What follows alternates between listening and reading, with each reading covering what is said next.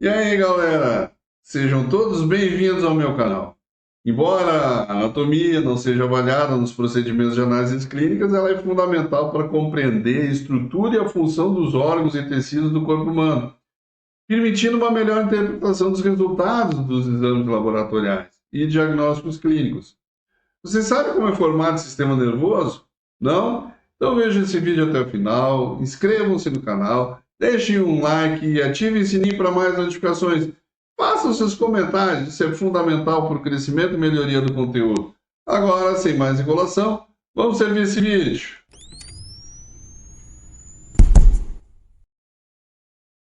O sistema nervoso ele controla uma série de funções orgânicas como movimentação, função glandular, pensamento, fonação, órgãos do sentido, entre outros. Esse complexo sistema ele se divide em sistema nervoso central e sistema nervoso periférico. O sistema nervoso central ele se divide em encéfalo e medula espinhal. E o encéfalo vai ser formado pelos hemisférios direito e esquerdo, diencéfalo, tronco encefálico cerebral e cerebelo. E está contido na cavidade craniana. O encéfalo ele recebe suprimento sanguíneo das artérias vertebrais e das carótidas internas. As artérias vertebrais se fundem e formam artéria basilar. A drenagem venosa ocorre quando as veias cerebrais convertem para formar os seios venosos durais, que terminam nas jugulares internas. A medula espinhal ela está contida no canal vertebral, que é uma cavidade formada pela junção das vértebras, e dessa região do sistema nervoso central partem 31 pares de nervos espinhais. O sistema nervoso periférico ele se divide em nervos, gânglios e órgãos efetores, como terminações nervosas, receptores, placa motora e etc. Vamos começar falando sobre a medula espinhal. Ela é uma estrutura alongada em forma de cordão cilíndrico que possui um achatamento no sentido antero-posterior. Essa região ela representa cerca de 1 centímetro de diâmetro, 45 de comprimento e ela pesa em torno de 30 gramas. Da medula partem raízes nervosas dos nervos espinhais. Cada raiz apresenta um ramo motor anterior e um ramo sensitivo posterior. Logo, os nervos espinhais são todos mistos. E esses nervos são divididos da seguinte forma: 8 cervicais, 12 torácicos, 5 lombares, 5 sacrais e um coxígeo.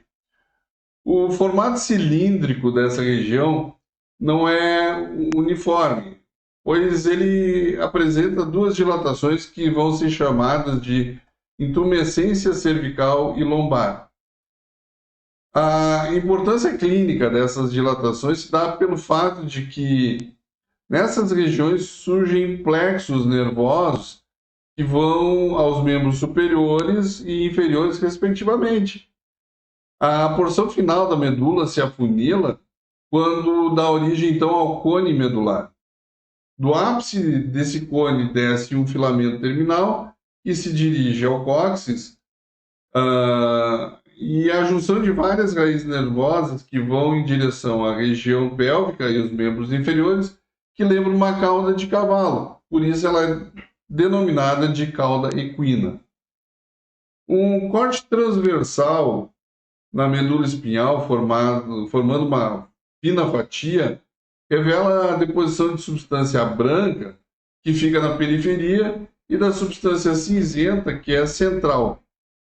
O formato da substância cinzenta lembra a letra H, ou uma borboleta. Observa-se nessa região do sistema nervoso central a fissura mediana anterior, os sulcos laterais anteriores, posteriores e mediano. O centro dessa região ele é perfurado por um canal chamado canal central da medula, no qual vai circular o líquor. A substância cinzenta forma projeções que são os cornos anteriores, laterais e posteriores, e os cornos anteriores são mais curtos que os posteriores, e esses últimos vão até a margem da medula. E a substância branca, ela vai estar dividida em funículos, que são anterior, lateral e posterior, e a região cervical da medula. A face posterior é cortada pelo sulco intermediário, localizado entre os sulcos posterior e lateral, que forma dois fascículos, que são o grácil central e o cuneiforme lateral. Toda a medula espinhal, assim como o encéfalo, é envolvido por meninges, que vão ser a dura mater, a aracnoide e a pia mater. Vamos falar um pouquinho do reflexo medular. Você sabia que o reflexo é uma resposta involuntária e rápida a um estímulo?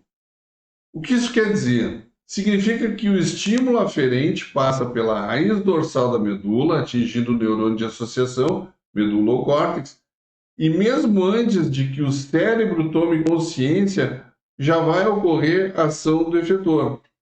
Os reflexos espinhais são bem interessantes, como no caso da flexão ou extensão cruzada. Imagine alguém pisando no espinho. Nesse caso, o membro lesado vai realizar uma rápida flexão para fugir da agressão, enquanto que o membro oposto vai ter seu tônus aumentado para suportar o peso do corpo e realizar uma extensão reflexa. Da mesma forma que pode acontecer com os membros superiores, quando se toca o dedo da mão em uma chapa quente. Os três estágios vão ser a percepção do estímulo, a flexão do membro agredido, que a gente chama de ipsilateral, e a extensão do membro oposto contralateral. O reflexo calcâneo, né, ele é causado pela extensão dos músculos gastronêmico e sóleo quando são realizados estímulos nas proximidades do tendão de Aquiles. Esse reflexo pode estar ausente no diabetes mellitus ou na neurosífilis. O sinal de Babinski, ele é um reflexo por estimulação na parte lateral da sola do pé, de forma que até os 18º mês de vida causa uma extensão planar e após os 18 meses resulta em uma flexão planar. Essa diferença de resposta ocorre por conta do trato córtico-espinhal, que tem sua melinização completa depois de 1 ano e meio de vida. Os tratos ascendentes e descendentes da medula. Os tratos ascendentes, também chamados aferentes ou sensitivos, levam a informação em direção central e essas podem ser ou não podem se tornar ou não conscientes. Os tratos descendentes podem ser denominados de eferentes ou motores e levam informação para os órgãos efetores, que podem ser músculos ou glândulas. O tronco encefálico, ele faz parte do encéfalo e ele é formado pelo bulbo, ou também chamado medula oblonga, ponte e mesencéfalo. Esse segmento do sistema nervoso central está ligado ao cerebelo através dos pedúnculos cerebelares superior, médio e inferior. As principais funções do tronco encefálico são formar 10 núcleos dos nervos cranianos, exceto o olfatório e o óptico.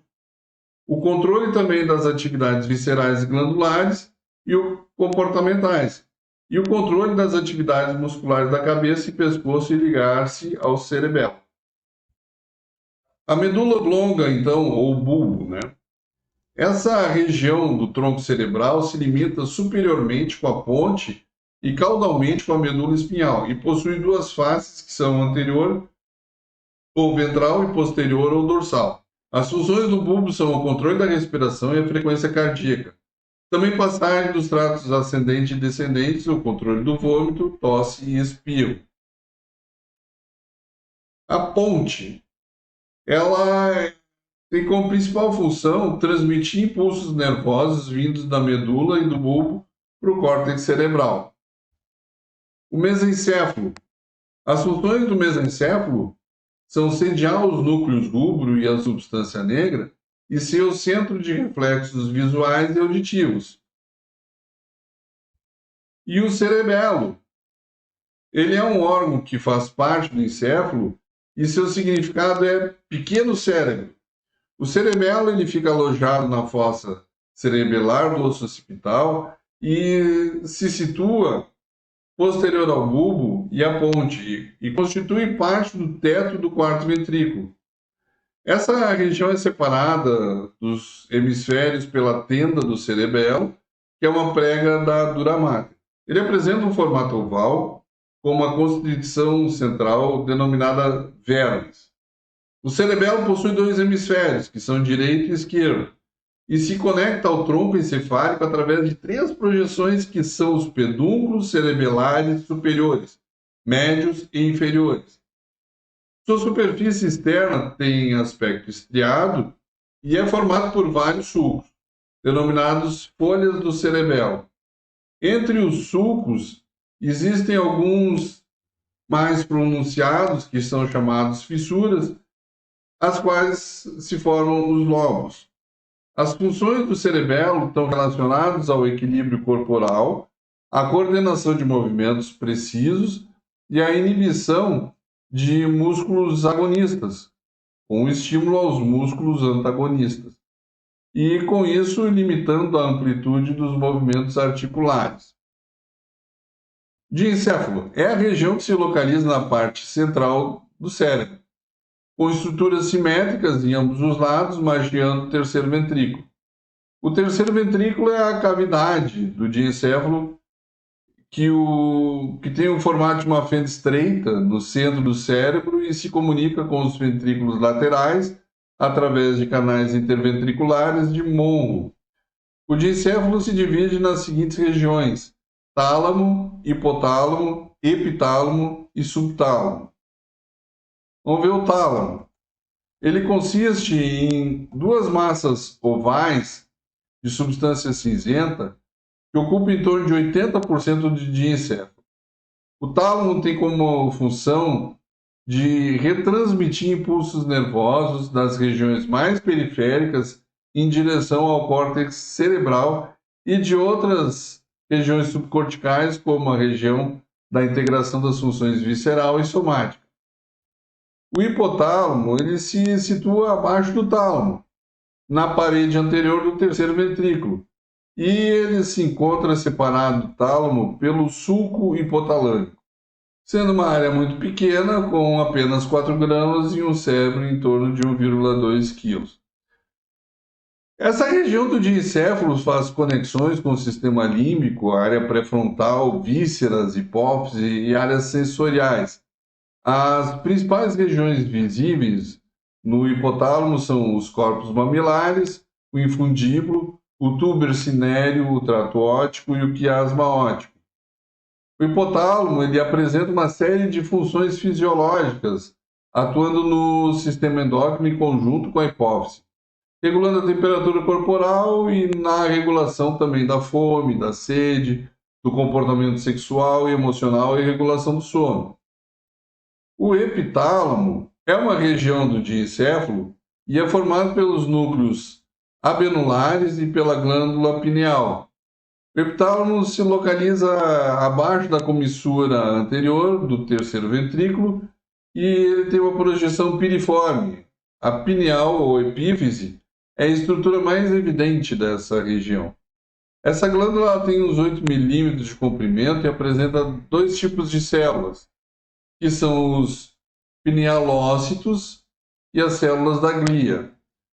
Com a avançada idade, concreções calcificadas são acumuladas no interior da glândula com alguns grânulos de inclusão. Esse acúmulo intracelular é visível em radiografias da cabeça, sendo chamado de areia cerebral ou corporaneácea, que pode ser vista através de alguma forma de radiografia do crânio. A epífise produz melatonina, né? Ou seja, a pineal, que é mais comum de nós falarmos, produz melatonina, que é um hormônio que está relacionado ao ritmo circadiano, que é influenciado pela luz. Ele tem uma importância na indução do sono e na regulação das funções reprodutoras, pois ele age liberando alguns hormônios gonadotróficos na adenopófise. Por fim, a área do subtálamo. Ela está localizada abaixo do tálamo e se relaciona supermedialmente com o hipotálamo. É uma zona de transição entre o tegumento do mesencéfalo e o tálamo. Apresenta uma estrutura muito complexa e difícil visualização, pois não se relaciona com as paredes do terceiro ventrículo. Em seu interior, a gente encontra alguns núcleos rubros, substância negra, o núcleo subtalâmico, e esse núcleo subtalâmico ele apresenta uma forma de lente com duas convexidades e está envolvido com a movimentação dos músculos esqueléticos. O terceiro ventrículo, ele é uma cavidade em forma de fenda localizada entre dois tálamos. O terceiro ventrículo ele se comunica com o quarto ventrículo através do aqueduto cerebral e com os ventrículos laterais por meio dos forames intraventriculares de Monro. O terceiro ventrículo apresenta 5 paredes, que são anterior, posterior, lateral, inferior e superior. Na parede anterior se observa uma lâmina terminal e segue-se a comissura anterior. A parede posterior é formada pela abertura do aqueduto do mesencéfalo e a parede lateral está adjacente às faces mediais dos tálamos. A parede superior é forrada pela pia mater e forma a tela coroidea. E o terceiro ventrículo, na qual se formam os plexos coroides desse ventrículo. A parede inferior, ou soalho, é formado pelo quiasma óptico, o tubo cinério e o infundíbulo. Os hemisférios cerebrais. Eles ocupam a maior parte do encéfalo. A fissura longitudinal do cérebro separa os dois hemisférios, e os hemisférios são conectados entre si, principalmente pelo corpo caloso. O cérebro é o local responsável pelo aprendizado e pela retenção da memória. Cada hemisfério ele apresenta 3 polos, que são frontal, occipital e temporal, e 3 faces, que são a superolateral, inferior e medial, dividido em 5 lobos, que são o lobo frontal, temporal, parietal, occipital e insular. A superfície dos hemisférios apresenta várias fendas alongadas, que são denominadas de sulcos, e esses sulcos delimitam os giros. Entre os sulcos de mais importância, a gente tem o sulco lateral e o sulco central. Nas meninges, o cérebro é protegido por essas estruturas, que são chamadas de dura mater, aracnoide e pia mater. Na medula espinhal, as meninges se estendem desde o forame magno até a borda inferior da segunda vértebra lombar. A dura mater ela é a mais externa e resistente, contém fibras colágenas, vasos nervosos. A aracnoide ela é impermeável, é intermediária e é uma membrana muito delicada que fica em contato íntimo com a primeira. Porém, existe um espaço virtual entre elas, que é o subdural. E a pia mater é a mais interna, que adere mais fortemente às paredes do encéfalo e altamente vascularizada. Essa última forma um espaço com a meninge aracnoide, que é chamado de espaço subaracnoide, o qual vai circular, então, o líquido cérebro-espinhal. Agora vamos falar um pouquinho do sistema nervoso periférico. Ele vai ser formado pelos nervos, gânglios e órgãos terminais. Nos nervos a gente vai ter os nervos cranianos, que são 12 pares de nervos cranianos que vão estar ligados ao encéfalo, dos quais 10 deles têm origem aparente no tronco encefálico. Eles são designados por organismo romano e podem ser motores, sensoriais e mistos. Os nervos cerebrais são, então, o olfatório, o óptico, o nervo oculomotor, o nervo troclear, o nervo trigêmeo, o nervo abducente, o nervo facial, o nervo vestíbulo-coclear, o nervo glossofaríngeo, o nervo vago ou pneumogástrico, o nervo acessório e o nervo hipoglosso. Os nervos espinhais, eles partem da medula espinhal e saem em direção à periferia através dos forames intervertebrais e se distribuem ao longo do corpo, pescoço, tórax, abdômen e também nos membros. Os nervos espinhais são todos mistos, pois ele apresenta uma raiz motora anterior e um gânglio sensitivo na parte posterior. Logo, se formam pela junção dessas duas raízes e se dividem em 31 pares, sendo eles 8 cervicais, 12 torácicos, 5 lombares, 5 sacrais e 1 coxígeo. Você sabia que é possível saber se houve alguma lesão em algum nervo espinhal pelo exame físico neurológico? Pois é, cada nervo espinhal vai inervar uma área específica na superfície corporal, os dermátomos. Caso o nervo esteja lesado por alguma patologia ou trauma, a área correspondente a ele vai estar comprometida com a perda de sensibilidade. Assim, conhecendo esses dermátomos, pode-se chegar a diagnóstico de lesões nervosas.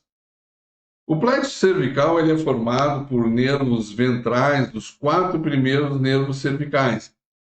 Esses nervos se anastomosam com alguns nervos cranianos e formam 3 divisões que são ramos anastomóticos, que se ligam ao vago, acessório hipoglosso, os ramos superficiais, que vão para a pele, orelha, nuca e parte superior do ombro, e ramos profundos, que vão para músculos cervicais, o supraioide, o infraioide, o trapézio, o esternocleidomastoide, músculos da região anterior do pescoço e ao longo da cabeça.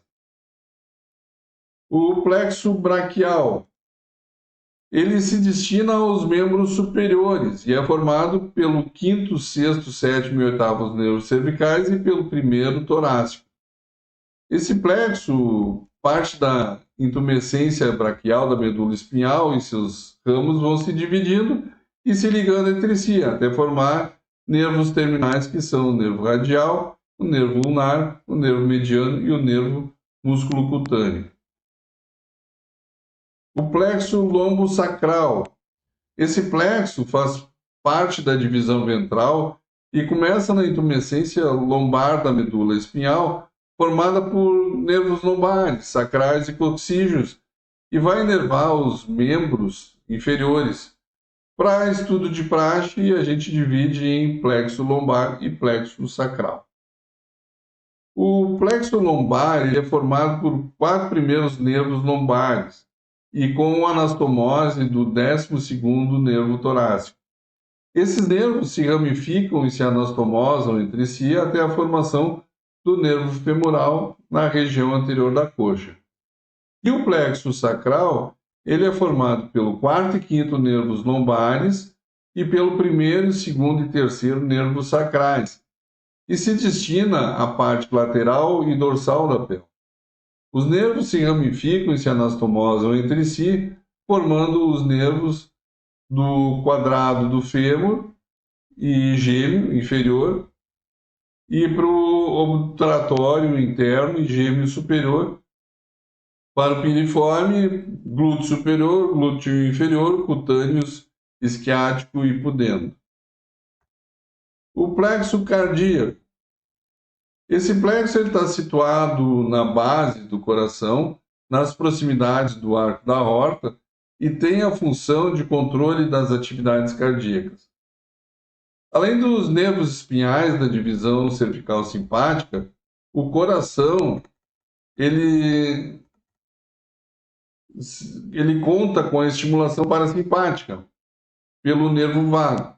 O plexo cardíaco se divide em parte superficial e parte profunda, e a divisão dessas partes se dá através dos nervos, dos ramos nervosos. A parte superficial se divide em plexo cardíaco profundo, plexo coronário anterior e plexo pulmonar anterior esquerdo. A parte profunda se divide em plexo coronário posterior e plexo coronário anterior. O plexo celíaco.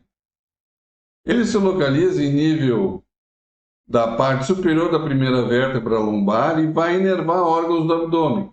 Esse plexo se comunica com as fibras parasimpáticas pós-ganglionares do nervo vago e com fibras simpáticas pós-ganglionares dos nervos esplânicos. As ramificações do plexo celíaco são o plexo frênico, que vai para o diafragma e as artérias frênicas, o plexo hepático, o plexo esplênico, o plexo gástrico superior, o plexo suprarrenal, o plexo renal, o plexo testicular, o plexo mesentérico, o plexo aórtico, o plexo mesentérico inferior, os plexos hipogástricos superior e inferior. Por fim, vamos falar do plexo pélvico. Esse plexo se origina do plexo hipogástrico, partindo do segundo ao quarto nervo simpático sacral, e o plexo pélvico ele se divide em plexo retal médio, plexo vesical, plexo prostático, onde ali se encontra a próstata, vesícula seminal e córtex cavernosos, o plexo vaginal, que atua na vagina e clitóris, o plexo uterino, que se comunica com o plexo ovário e vai até as tubas uterinas. Bom, gente, não se esqueça de se inscrever no canal, deixa aquele like bacanérrimo para encher meu coração de alegria. Fiquem com Deus, permaneçam bem, permaneçam seguros e até o próximo vídeo.